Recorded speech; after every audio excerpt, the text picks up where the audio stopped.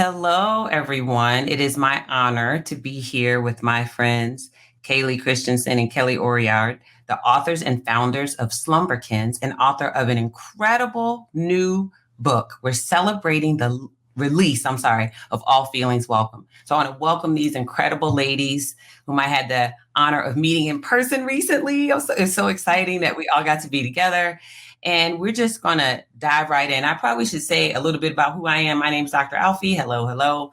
I am a psychologist, a mental health professional for a lot of years, and run an organization called the Acoma Project, my nonprofit, that's very aligned with the work of these ladies. And we're going to talk about that and a bunch of other things today. So welcome, ladies. First, let me ask, how are you? Oh, good. And we think about you often because guess what? You influenced us and we got the... I don't have mine on. I was this close. I started to put it on. Yay! Yes. No, we're good. Just, celebrating the release of this book. It feels surreal that it is out there in the world. And now we get to just talk about it. Yeah.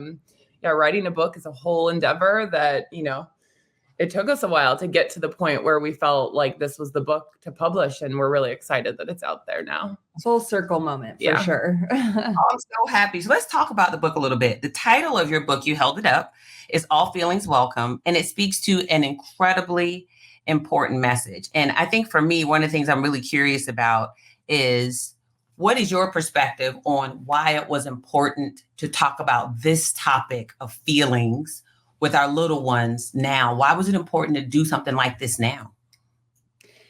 I think historically, when we think about feelings, there's been this idea of like, let's control feelings. Let's,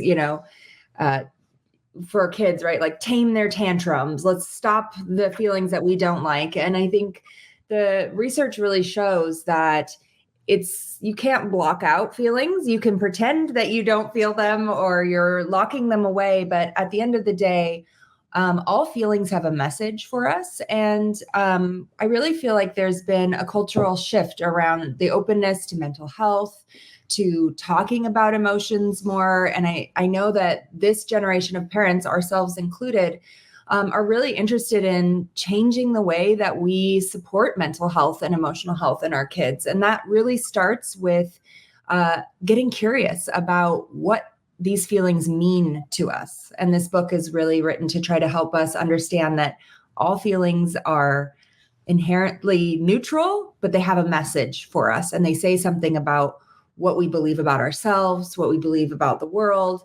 And when we understand that, we can start operating from a place of more consciousness as a parent and as a person in the world.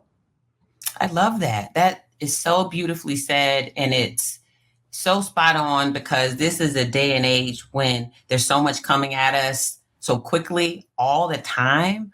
And Callie, I'm wondering if you have any thoughts on, like, in real time, are there special messages about feelings that you talk about in the book that seem relevant for right now, that you would want parents and caregivers to think about sharing with their kids?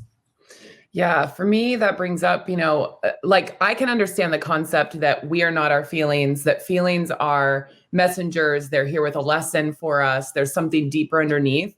But then, I'm the teacher behind Slumberkins. Kelly's the therapist. I often kind of like put into practice like all of these things with my own kids, and I'm learning along the way too. And it's okay. I can understand that concept, but in the moment when you're feeling the feelings, it's the like, oh boy, okay, now what do I actually do with it? And like, how do I actually take care of it? And I think about in the world of parenting, like for me, I guess I'm on the flip side of a divorce, like 4 or 5 years later, some of the things that come up for me when the harder feelings come up, like sadness or grief and questions from the kids, it kind of bumps for me always around the time for back to school, because it's when the kids are starting school, they're in a new classroom community. A lot of times they're explaining who their family is and they're all about me pages and projects. And the topic of divorce and like our family setup comes up every year around this time, and big feelings come up and they articulate that they are sad and like, why can't mom and dad be together? Why is our family different? And for me, it's in those moments of trying to not just like fix the sadness. My instinct is I just want to fix it. I want to say, oh, but look, we're fine. Like, look how happy we are. We're good. But I actually have learned even so much more, even through this process of, doing Slumberkins with Callie and like going on my own journey of emotional health and learning, that you really just have to sit in that feeling with them, which is the hardest thing to do as a parent. And like, just really kind of co-regulate and allow them to process it. And I think that shift in welcoming sadness, welcoming anger, any of that over like, okay, what does it actually need? I've actually framed now when one of my kids says anything about being sad, I will now just ask, what does your sad need? And even yesterday, my daughter, Cora, was like, I just need to snuggle. And we snuggled for 5 minutes, like a really intense snuggle for 5 minutes. And then she was like off on her merry way. That is fantastic. And it just speaks to, you touched on a lot of things that I hope we get the opportunity to talk about today. Two things that stand out to me that you both talk about frequently and that are, in my mind, a direct outgrowth and probably were the impetus for why you created this incredible brand that I love and so many of us love. Slumberkins. So this idea of one, at the same time that you're trying to help your little one regulate and manage their emotions, which you both touched on, you're also trying to do that for yourself, right? That's one. And then two, this idea that our feelings are a guide for us, right? And that every feeling, like you all say in the title of the book, all feelings are welcome because all feelings give us guidance. And I think those are such incredibly important messages for everyone to hear. I think in particular for parents and caregivers to hear, because I think there's a part of us that feels like when we have children, somehow we turn our feelings and emotions and brains off and everything needs to get poured into the kids. And it's not healthy. You know what I mean? It's like we have to model for them that we're human as well. So I wonder, just thinking about some of those themes, you all have a very special way of combining storytelling, lessons, mindfulness, emotion regulation. You do all of this through your company and through your toys and through the books of Slumberkins. And so I'm just wondering, can you talk a little bit about how the books and the creatures help children build that emotional resilience, emotional intelligence, and emotional awareness? What would you all say to that? I would say that, just like you said, it starts with the parent or the caregiver, right? And that awareness and grace for yourself that you are a human. Now that you're a parent, that doesn't mean you have to be perfect and superhuman and everything you say, you got to follow through on. There's a lot of pressure. And I think we put a lot of pressure on ourselves to be superhuman. So first and foremost, it does start with the parent, but it starts with the grace to give yourself like the opportunity to be a full human and know that you're going to model, making mistakes, have repairing, coming back into connection, having a big moment and regulating yourself. Right. So a lot of the concepts start with, how our experiences as young children have formed our core beliefs about ourselves. So the book really helps us start to see and identify what's going on for us internally in those moments. But it's this unique opportunity when you have a child, I think, that as your child hits the stages that maybe you remember or don't remember, right? Things start coming up. You start feeling like, oh, now I see what my experience was as a child and kind of seeing it through the parent viewpoint. So really the books, once you sort of see that there's these milestones where kids are forming up their core beliefs and you kind of are getting a view into what your own are, the books for Slumberkins really just help give you a script to interact with your child on that level and really hit the deeper levels of what is going on here. So for example, if you're worried about your child's self-esteem because they went to school and they got made fun of and they come home and they're crying about, nobody likes me, I don't have friends. right? I've had this experience as a mom. My immediate reaction is mama bear. Like, who is it? Like you want to go fix it and be like, no. Or like, oh, I'm going to organize friend dates. Yeah. I'm going to organize a play date right now to like help fix this problem. Yeah. Springing into action without taking a moment of tuning into myself or slowing down. Right. And our role as parents and what we lay out is that we're here to hold space for our kids, to witness them, and to help them have positive core beliefs. So the books really give a script of acknowledgement that you're going to have times that you feel good, that you get made fun of, or that you have hurt feelings, but this is what you can do, right? You find people that care about you. You seek connection with them. You use coping skills like taking deep breaths. And the books facilitate these interactive moments very quickly in a 5-minute book, right? And an interactive affirmation at the end to build yourself back up and to feel like our Bigfoot affirmation for self-esteem is I'm kind, I'm strong, I'm brave and unique. The world is better because I am here and I like me. And when you're saying that back and forth with your child, it's just, you feel it in your heart because you're like, wow, I wish I would have heard that at that level for myself as an adult. I love that. Everything about that. And I love the affirmation. I love the idea that any feeling that we have, it's okay to sit in it. It's okay to sit with it. It's okay to allow the feeling to be present. As the young folks say, is the feeling in the room with us, right? Like allow the anger or the sadness or the frustration to be there. And I would just say, maybe a little bit off script, but I wonder if there's some wisdom that you can share with us, Callie, about what it means to do this work at the same time that you're a business owner, the same time that you're running, do you know what I mean? Like you're running a business. Are there any insights you can share as a business owner and now, multiple times over, an author that have informed some of how you, and I don't want you to share anything you don't feel comfortable sharing, but inform how you interact with your children. And what makes me ask is I think about sitting here on the computer, talking to you all today and really having to force myself to always be present. Like that's something I have to work at, to be present, because as a business owner myself, my mind is always 10 steps down the road. And I think sometimes like allowing myself to spin out like that makes me less present in the moment. And it makes me less present when I'm trying to engage with my children. I have big kids. So I just wonder, are there any insights you can give us about juggling all these things and how you take opportunities to help your little one see mommy's got 50,000 things going on, you know what I mean? And she's still regulating her emotions. And sometimes she gets frustrated and, because I don't know, maybe an order's not right. Or sometimes, she has challenges that she has to deal with, but you still have to be present. So I'm just wondering, are there insights you can give us, around those themes that I would love to hear? I would love to learn.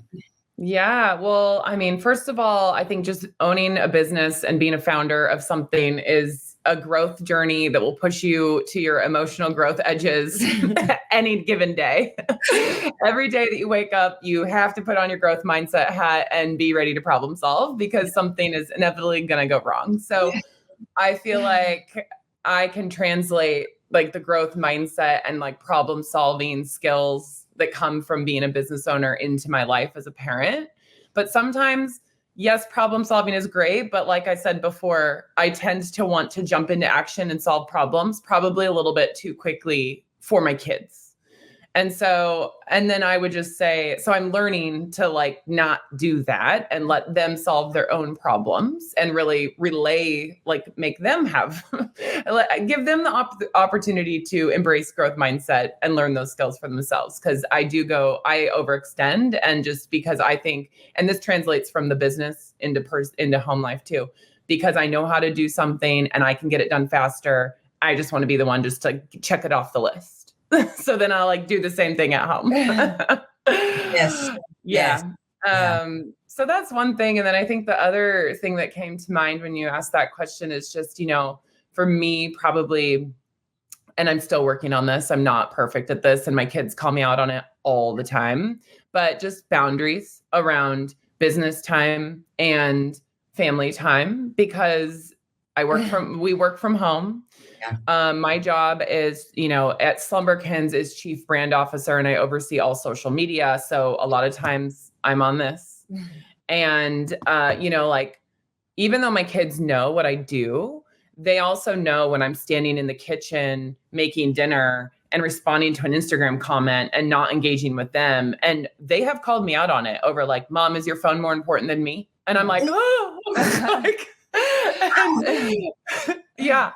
And so just being really mindful around the fact that they are observing everything that I do. And no matter, like, even if my best intention is I'm just trying to quickly finish this email and then I'll put my phone away, like, they don't understand what's going on for me and what I'm trying to do unless I am very explicit over, okay, I have to finish this really important email and then I'm going to put my phone away. So I think just trying to even better communicate like what I'm doing in the moment so that they're more aware, because that is definitely something that we both have just had to put a lot more like structures and boundaries. Yeah. I would say that tip of almost like sportscaster narrating in the moment when you find yourself in a moment like that, right?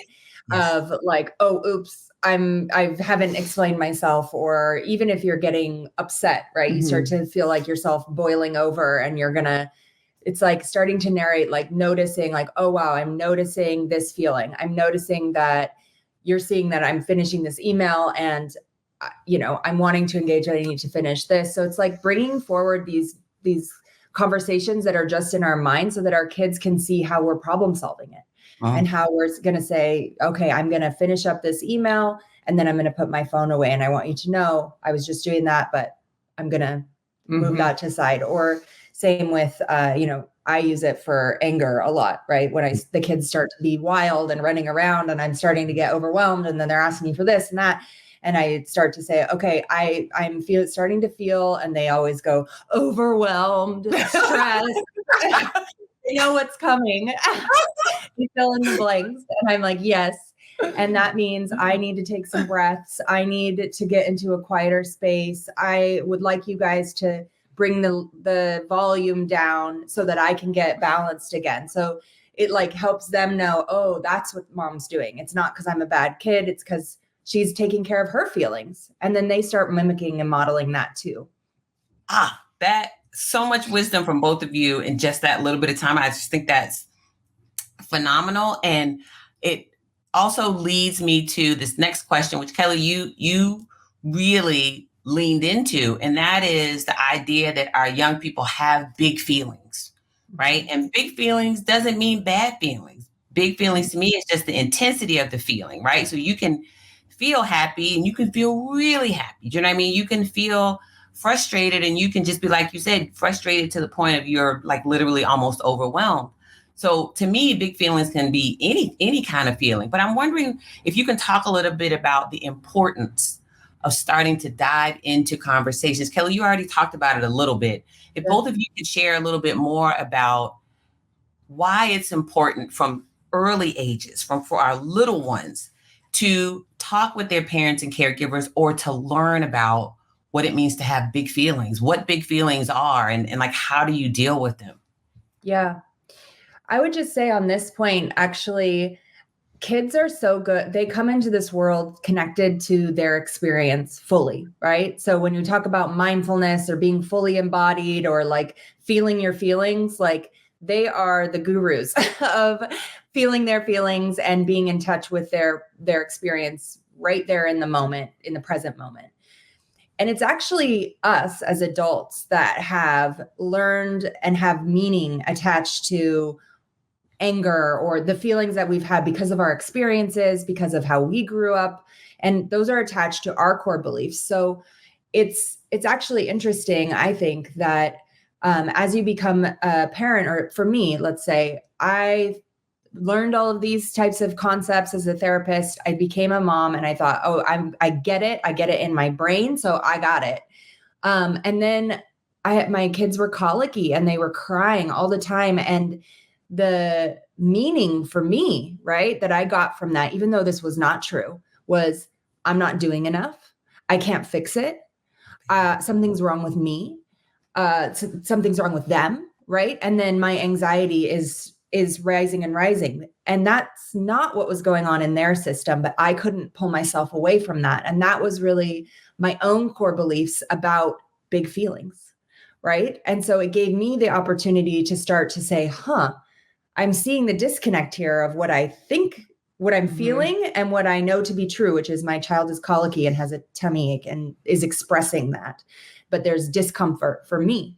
So it gives me this opportunity to calm, welcome, and take care of my own feelings so that I can show up and hold space for my child, right? And not pass on the same feeling to them, which is like, put it away, because that must have been what happened to me, right? Because I had a big urge to like, squash it.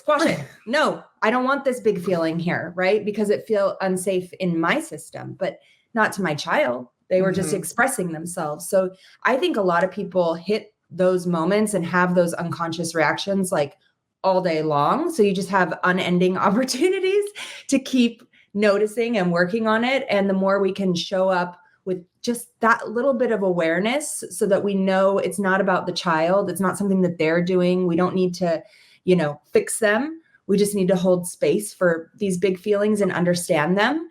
I think the better we are able to take care of those feelings and regulate ourselves, and our children will learn from the earliest ages how to regulate themselves. I love that. Callie, do you have any things you want to add to that? I love that. Yeah, I think for me, what came up was more around, in our age of growing up, in the 80s, 90s, it was like feelings that were not on the happy spectrum were oftentimes, we've said, like shoved away, put away. I think for me, like when I was in therapy, I thought this was a really interesting question from my therapist. She goes, what was your first memory of anger? And I honestly, my first memory was when I was in high school, and it was like within my world of like basketball and anger within me and my old basketball coach. And that's pretty late down the road to have a memory, your first memory of anger, which tells me that anger was not welcome in my house growing up. Yeah. So I've had to really do a lot of work around, like my daughter who's 7, she is my little mirror of every little shadow part of me that like I would have never, like the things that she does and says are things that I'm like, I would never have done that as a child. But like, she isn't afraid to bring the anger, to bring the rage, to bring the like everything forward. So then it's like, she's coming at me with these like big angry feelings. She comes at life with this like energy of just being like self-advocating and just so like just ready for a fight. And I feel like it's almost like reparenting myself, seeing it through her eyes and giving her permission to do that, because it was something that was never allowed in my house, and not on like a spoken level. It was very much just like how we operated. Yeah. Well, that's the thing. Kids pick up on these very subtle ways of being, or, they can tell when you don't like the feeling that's there, or, and that's these unspoken moments are where kids then say, because of their brain development, it's very normal, natural that they see things in sort of black and white. They don't understand the complexity of like, well, mom's overwhelmed because she has a stressful job. They just see that they made a noise and now mom is blew up. Yeah. Meltdown, and it's to them, it's because of them. It's their fault, right? Yeah. So even that narration or like bringing forward the reasoning can help alleviate as much of that black and white thinking where they take it on and say, okay, I have to put that away, because it's not explicit. It's, oh, I don't want to upset my mom. I want to be helpful. I want to be a good kid. So I'm going to put that away. So this book and the Slumberkins company in general is really about helping parents find the way to become aware of those things in ourselves, but also just proactively open up the field and the conversation around welcoming all feelings, and that it is okay to have those feelings. So if it's okay with you, I would love to just pivot really quickly and ask, because we're here to celebrate this wonderful book, is there some story or technique in the book that either one or both of you could share just in the moment that you feel like really captures the hows of how to do this with your child? Because I think most of us know it's important. Mhm. I think the hows and maybe the whys of what to do in the moment, or, what to be thinking about as you start this journey of welcoming all feelings with your child. Are there any stories that you can think of, or anything that, comes to you that illustrate that well? Yes. I mean, just the first part of the book is really the why. Mm-hmm. It's all of the underlying theory and why this is important, and the research that has gone into why this is a healthy way to operate. And the second half of the book, part 2, goes through 15 different topics, from self-esteem, mindfulness, gratitude, routines, structure, change, all of these deeper, things that we're wanting to build up. And it gives practical ways to proactively instill that in your child, reactively repair. And at the end of every chapter, we have a calm moment to help parents reflect on the meaning of this chapter to them, right? So like, what are their core beliefs, or what's their experience of structure and routine, right? How did they experience it? Did they have parents that were free-for-all artists that like never put any structure and routine in for them? So maybe they're more structured, right? And they want that, or they do it like their parents did, right? So there's that level of awareness coming in. But what do you think? Yeah, I think one of the things that stands out is something Kelly just touched on, is the concept of repair. I think a lot of us can think of a time where maybe our parents were annoyed, or told us to go to our rooms and go to timeout, and never came back into connection with us. We just had to figure it out on our own. But the concept of repair, which in our book lays it out as just returning to connection after a disconnection. And a lot of times I think, we just, heard the news is talking a lot about the overwhelm and stress of parents, and how that is negatively impacting the mental health of parents and also the mental health of children. And in that overwhelm, I know for me, when I'm overwhelmed, my triggers, if you poke at triggers, Poke the bear. I can, not be such a fun mom in the moment. So and the best part about having a therapist that's your best friend is Kelly is constantly saying, the most important part of building a secure, safe, emotionally safe and in tune bond with your child is the ability to come back into connection and repair and model that moment. And for me, that's just kind of okay, I can mess up 1,000 times, but as long as I'm coming back into connection, taking accountability for whatever I need to, and repairing with the child, I'm okay, I'm doing it, But so in the book, we have a section that is repair in action, and it actually takes you through a scenario of repair, and kind of how can we think about it, and then actual questions for if you're in the moment with your child, the questions to ask that can kind of guide you through it. Yeah. Beautiful. Repair in action. I absolutely love that.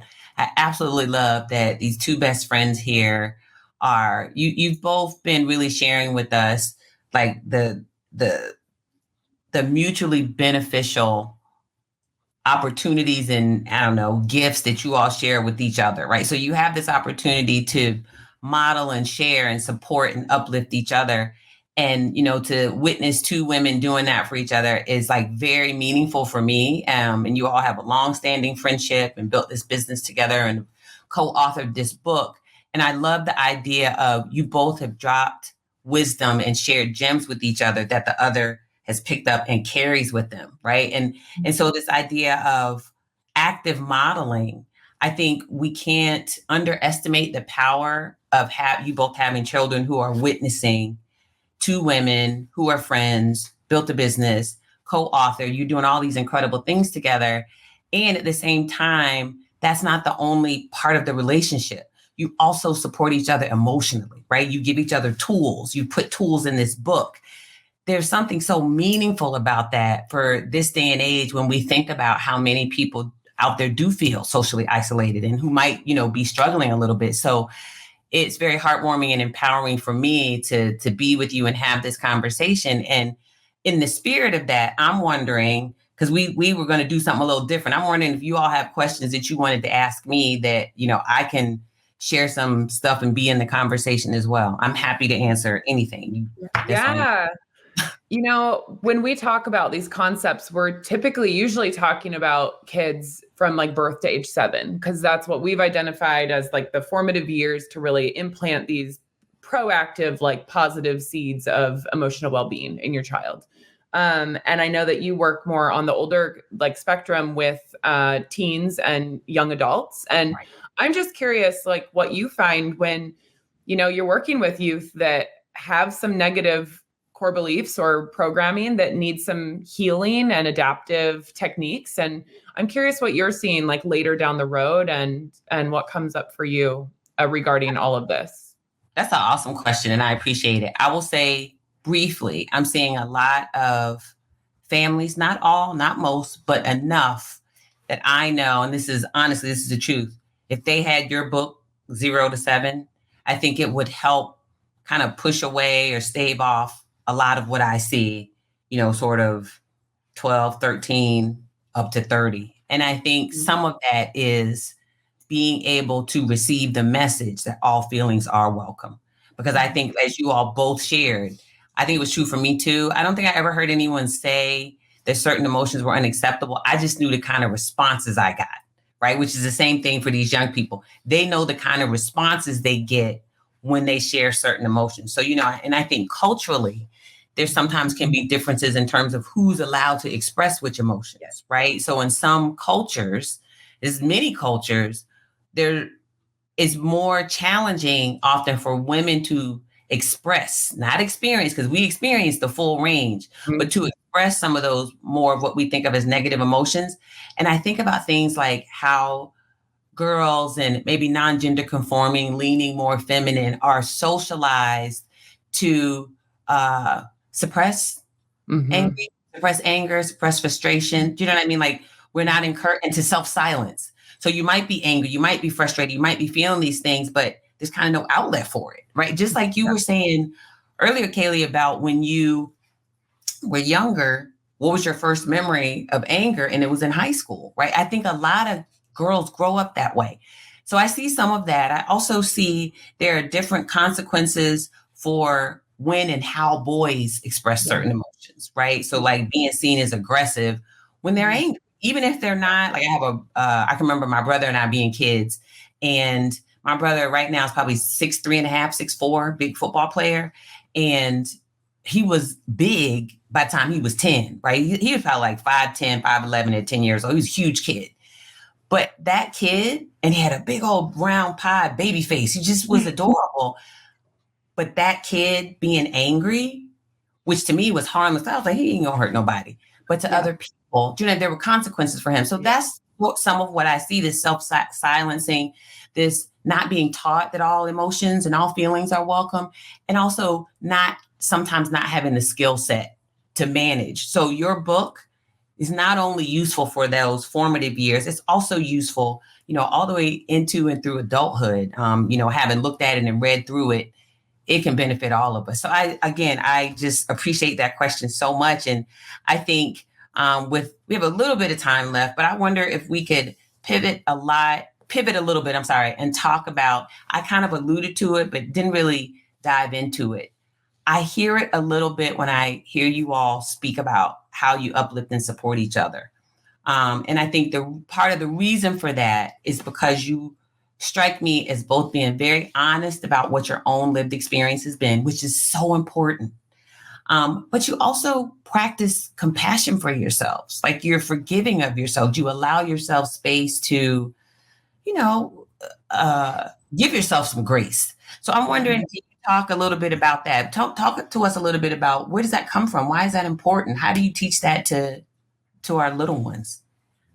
I think that, Brene Brown's work on shame and vulnerability was really impactful. I think culturally, people really started to see and understand. She helped shift that conversation. And one thing that's always really stuck with me is as I looked into her research and, met her research in school, was that shame is so corrosive to ourselves and to learning, to life, to happiness. And it's not an emotion that comes through us naturally, like arises in us. It is implanted through relationship. So when we are experiencing feeling ashamed, which is really, there's kind of a difference between shame and guilt. Guilt Yes. is more like I did something wrong and I feel bad about it.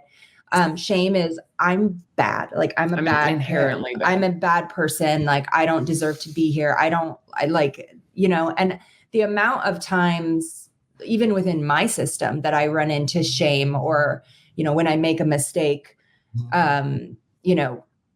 shame comes and hits me. Because of that work of knowing that it is only healed through connection. There is no way to hold shame by yourself in a dark hole and say, I shouldn't be ashamed. It's okay. Other people feel that way.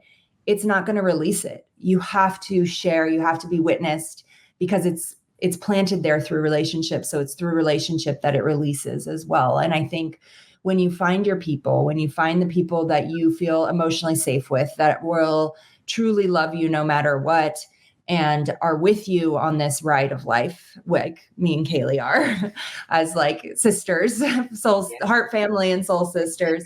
Yes. You, whether it's your partner, whether it's your friend, whether it's your family, right?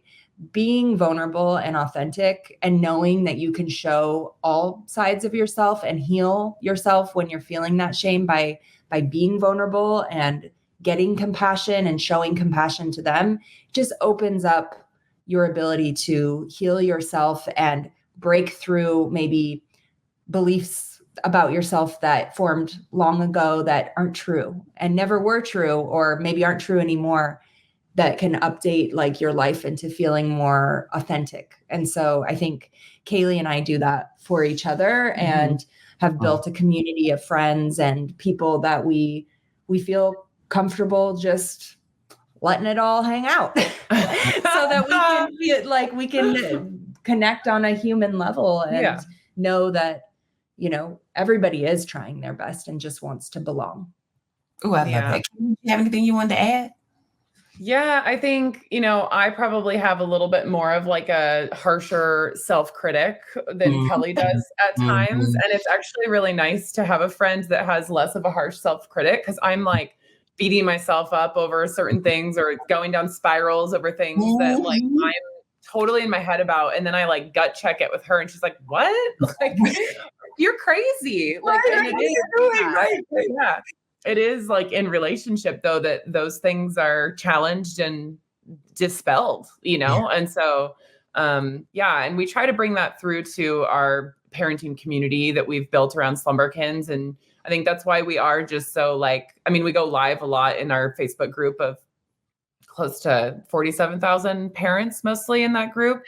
And I can't tell you how many times I've cried on lives in the last 6 months, whether it's about my kids, myself, my having to step in as a caregiver for my dad, like just all sorts of things that, that come up. But I think just showing up and being authentic is so important in relationship, whether or not that's in person or through communities that you can connect with online too. I love that. So I'm wondering, as we start to wind down a little bit, do you all have one or two, maybe let's start with one, because I really want to keep the focus on you all in this wonderful book. Do you all have any other questions that bubble up for you that I can be supportive in answering?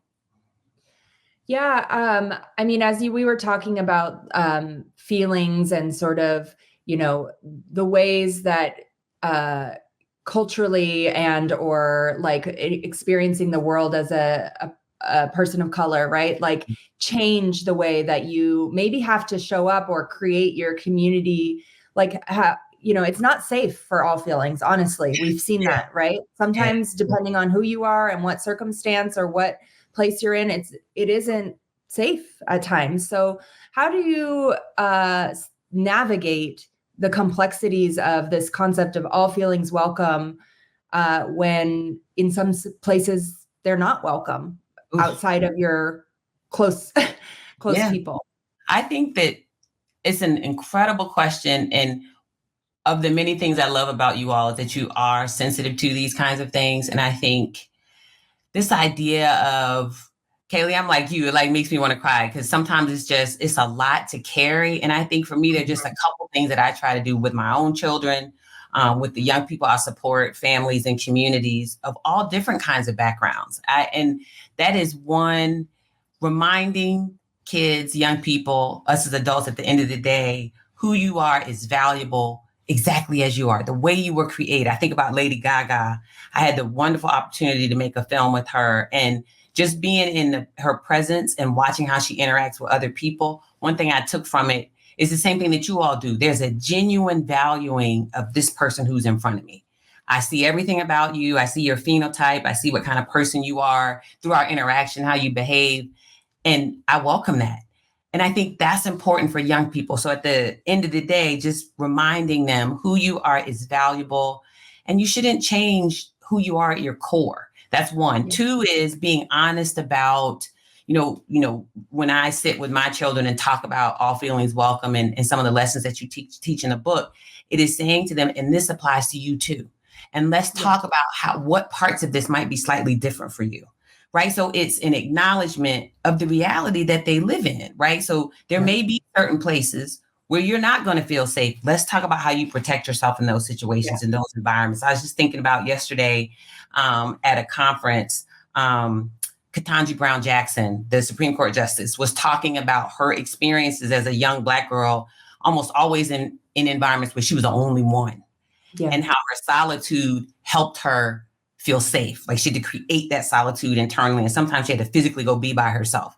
I think it is just acknowledging that that's a reality for some people and being accepting of that. And then finally, I think it is providing tools, just like you teach in the book, right? So you have 15 different tools in that second half, providing those tools and just saying, you're going to need these tools. So teaching them you are fearfully and wonderfully made. You are beautiful and perfect, just like you are. And over time, you're just growing into a more perfect version of yourself.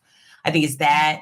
I think it's giving them the tools. And I think it's acknowledging the reality that there may be some things that are slightly different. So I am so grateful for the question. And if it's okay, I want to pivot and kind of close out in this last 2 minutes with one final question for you all. And let me just say up front, it has been such a joy to talk to you. And I'm so excited for your book and want everybody to go out and get it, especially those almost 50,000 people in the Facebook group. Everybody has to go out. So the final thing I want to ask is about Slumberkins. Your creatures have a unique message around emotional growth. If each of you could pick one of your creatures, for each of you, which creature has a message that resonates the most with you personally, and why is that the case? Ooh, okay, I'll go first. And I have two. I always have a combo. I think Bigfoot for me was self-esteem. Growing up, I was 6 feet tall in 6th grade and had some really interesting experiences. Yeah, it was intense. I mean, people just make comments about physical differences and differences all the time, not necessarily not meaning to make it an issue, but it just, the impact that it had on my self-esteem at such a young age was pretty hard.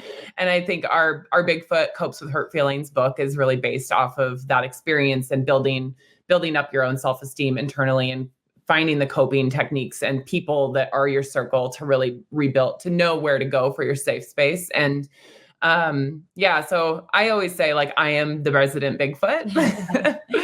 And then I would just say that also Lynx, which is our self-expression character, which she, learns to trust herself, tune into herself, and learns to really communicate her needs and wants and be seen as wholly accepted in being able to do so. And I think for me, I was, I grew up as a people pleaser. I wanted everyone else to be happy before myself. And it wasn't until I really learned to speak up that kind of put me on this path to where I am now. And just stepping into that, I love Lynx and embrace her. And my daughter Cora is such a Lynx. And so that's where I'm like, those two are my two faves. I love that. How about you, Kelly?